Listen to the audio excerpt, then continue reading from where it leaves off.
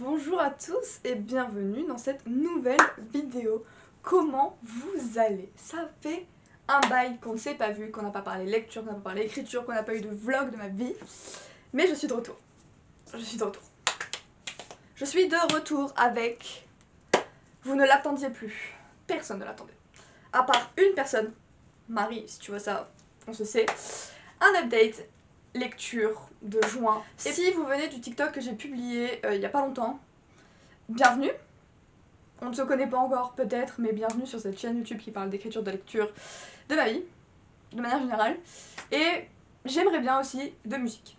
Bref. Comme je l'ai dit sur TikTok, ou pas, en fonction du montage, cette vidéo sera divisée en 3 parties. Les livres que j'ai moins aimés, les livres que j'ai bien aimés et mon coup de cœur du mois. C'est pas vraiment un coup de cœur, mais c'est le livre préféré du mois de juin et potentiellement l'un de mes livres préférés de l'année. Et si vous me connaissez, vous savez qui ça peut être. Vous savez. Et on va en parler dans cette vidéo. J'espère que vous êtes bien installés. Prenez des pop-corn à boire, tout ce que vous voulez pour manger, pour boire, pour vous hydrater finalement, et passer un bon moment avec moi. Et dans la première partie, nous allons parler de livres que je n'ai pas l'habitude de lire, et je vais commencer par Les Cartes à Toltec de Don Miguel Ruiz, qui est un livre que j'ai lu là il y a pas si longtemps. Je l'ai lu le 30 juin je crois. Et je sais pas. Je ne lis pas de développement personnel de manière générale, c'est vraiment ma meilleure pote qui me lance là-dedans en me disant que c'est pratique, c'est utile, donc j'essaye. Je ne voulais pas forcément le noter sur Goodreads celui-là parce que c'est dur de noter du développement personnel quand on ne s'y connaît pas, mais j'ai vu des gens faire, donc je me suis permis d'y mettre un 3 étoiles puisque je pense que, à mon sens, c'est une lecture qui est nécessaire et qui est plutôt instructive, donc pourquoi pas, mais c'est pas le premier livre que je choisirai dans la bibliothèque. La preuve, je l'ai vraiment choisi par défaut pour finir mon mois de juin avec de la lecture, mais pas un truc trop gros. Et c'était le seul petit livre que j'avais dans la bibliothèque. Donc nous avons GR sans issue de Martine Festas, qui était ma prof de sport au collège, mais pitié, cette star en fait, juste. Donc c'est cette personne là qu'on voit pas très bien, mais vous avez capté. Je vous mettrai une petite photo là quelque part pour que vous voyez bien qui est cette femme.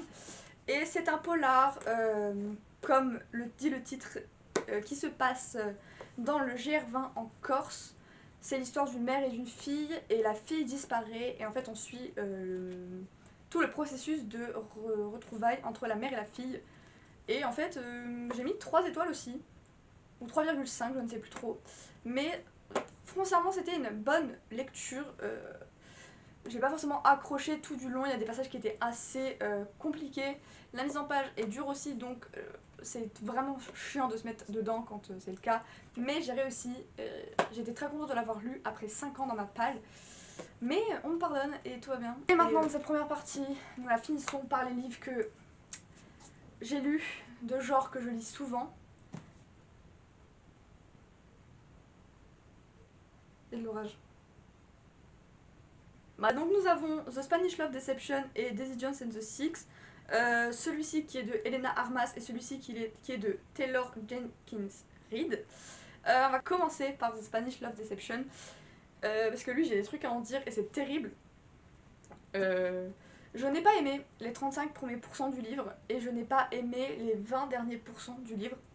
J'ai préféré en fait le côté fake dating qui est au milieu. C'est le centre du livre, donc, mais dans tous les sens du terme. Donc je pouvais pas mettre 4 étoiles même si c'était une très bonne lecture au milieu. J'ai bien aimé la tension entre les deux, l'histoire. Il n'y a pas forcément de crise des 80% et j'ai apprécié ça, mais en fait il y a une décadence après les 20% à la fin. Donc c'est pas un top, c'est pas un flop, c'est un bof. Et donc Daisy Jones and the Six, je l'ai noté 3,75 étoiles sur Goodreads. C'était une très bonne lecture qui parle de musique. J'ai regardé la série en premier, j'ai adoré la série. Malheureusement, très mauvaise idée, puisque j'ai préféré la série au livre. Et j'étais très déçue du livre. Il y a évidemment quelques changements qui ont été faits. Il y a un membre du groupe qui disparaît dans la série. Des enfants de Camilla et Billy qui disparaissent aussi dans la série. J'ai eu beaucoup de mal avec le côté interview du livre. Je trouve que c'est super original comme truc, mais je n'ai pas beaucoup accroché et ça m'a souvent fait décrocher justement de l'histoire. Personnages qui sont imbuvables, donc comme les personnages de Billy et de Eddie, qui sont les mâles alpha du groupe, j'ai pas compris. Ils ont un avis bien défini qui me tend juste. Donc voilà, je peux pas. Camilla, ma reine, Karen, star de ma vie. Et j'ai beaucoup aimé le personnage de Daisy, même si dans la série elle est légèrement chiante. Mais je pense que c'est ce qui fait que le personnage est si intéressant au final. C'est qu'on la trouve chiante, mais elle est superbe en fait. Et les musiques sont cool, même si j'ai trouvé qu'en fait il y avait des différences entre les chansons de la série et les chansons du livre, encore une fois. Donc la bande son je l'ai écoutée en même temps que le livre et c'était... L'ambiance était folle, mais avec tout ce qui m'a posé problème en fait j'ai mis juste 3,75 étoiles sur mon texte. Nous allons maintenant parler des livres qui, à mon sens, sont super mais qui n'ont pas été assez super. Je commence par une relecture finalement. Nous les lecteurs de Lockhart. Je l'ai relu à l'occasion de la sortie de la série sur Prime Video que j'ai regardé et que j'ai adoré. Les deux sont plutôt fidèles l'un à l'autre, donc on se retrouve vraiment plongé dans la même atmosphère que dans le livre. J'ai adoré tous les personnages de ce livre, j'ai adoré le plot twist. Je sais que c'est un gros débat dans le BookTok, le plot twist de Nous les menteurs, mais franchement, je trouve qu'il est super bien amené, on s'y attend pas. On peut pas le deviner non plus. Ou alors si on peut le deviner, vous êtes vraiment des génies. Parce que moi, je suis vraiment trop naïve. J'adore cette famille autant que je la déteste. Et j'adore ce livre presque autant que je déteste à quel point il m'a fait pleurer. Et enfin, La carte des confins de Marie Replin ou Marie Replin. Je ne sais pas. Si vous connaissez cette autrice, dites-moi comment ça se prononce. Je vous en supplie. Je ne veux pas manquer de respect à l'autrice alors que son livre était incroyable. Je l'ai lu avec très peu d'attente, puisque ça fait un moment qu'il est dans ma palle. Donc j'avais peur que ça ne me plaise pas du tout, alors qu'à l'époque, quand je l'ai acheté, bah, du coup, le résumé me plaisait, donc je l'ai acheté. Et en fait, je me suis trompée. J'ai adoré l'univers de la piraterie, j'ai adoré Blake, j'ai adoré Kali, j'ai adoré les pirates, j'ai tout adoré, j'ai adoré le monde de la magie qu'on introduit petit à petit. Et la fin, j'ai cru que j'allais pleurer. Pourquoi j'ai pas mis 5 étoiles, je n'en sais rien. Je pense qu'il mérite un 5 étoiles avec du recul. Parce que, vraiment, je vous jure,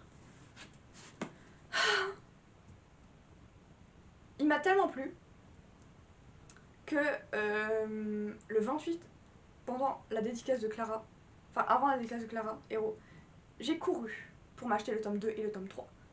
Nous sommes le 2 juillet. J'ai déjà lu 200 pages du tome 2. Je le dévore, je le graille. J'adore en fait. J'adore l'univers, j'adore tous les personnages, j'adore comment c'est fait. Évidemment que j'ai peur de la façon dont ça va finir, j'ai peur pour les personnages, je les aime tellement. Mais c'est le jeu et je vais les lire et je vais les adorer, je le sais. Donc voilà, je pense qu'avec du recul et en vous en parlant maintenant, je vais passer à 5 étoiles. Voilà. Comme quoi, on n'est jamais trop... comme on dit chez moi, il n'y a que les idiots qui changent pas d'avis et bah, je ne suis pas assez idiote pour ne pas changer d'avis. Comment vous parler de mes lectures de juin, de ces livres qui m'ont fait vibrer, qui m'ont moins fait vibrer, sans vous parler de ce banger, qui a été Le tourbillon des possibles de Clara Héros, publié chez Hachette Roman au mois de juin. Impossible. Puisque tout simplement ce livre il est d'une justesse exceptionnelle.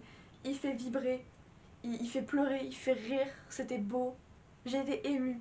Je l'ai lu en une journée, quasiment. Je l'ai lu jusqu'à 2h du matin tellement il m'a accroché. Et dans ce livre, nous suivons une petite jeune femme qui s'appelle Léonie et qui retourne chez sa mère à Ardelot pour les vacances d'été, le temps de trouver un travail avant de retourner sur Paris. Donc on la suit dans ses doutes, dans sa galère de trouver un job, puisque trouver un job dans le cinéma en plus c'est super dur. Elle n'arrête pas d'en entendre parler, ça parle d'opportunités qu'on a peur de gâcher, qui se présentent à nous alors qu'on n'en veut pas. Ça parle d'amour aussi, puisque nous rencontrons Samuel, avec qui elle a une petite histoire l'été de ses 18 ans. C'est beau, c'est magnifique, c'est un roman d'amitié, c'est un roman d'amour sur soi-même.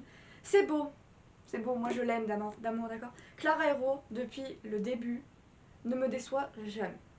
Mais alors celui-là, il a été d'une justesse folle et il a tapé au bon moment puisque je suis dans une phase de doute depuis quelques mois. Et je suis trop contente d'avoir pu lire ce livre et de me sentir beaucoup mieux maintenant. Grâce à toi Clara, grâce à toi. Bref, j'espère que cette vidéo pleine de lecture vous aura plu. Je sais pas si ça se voit que c'est la première fois depuis longtemps que je tourne une vidéo. Si c'est le cas, j'en suis navrée, j'essaierai de faire mieux pour les prochaines. En attendant, moi je vous souhaite de très bonnes lectures, un très bel été. Je sais pas quand est-ce qu'on se revoit encore, je pense que je vais le faire au gré de mes envies. Mais si on se revoit pas d'ici là, je vous dis à bientôt. J'ai hâte de vous reparler finalement. Et j'espère que cette vidéo vous aura plu. Et moi je vous fais de gros bisous et je vous dis à bientôt.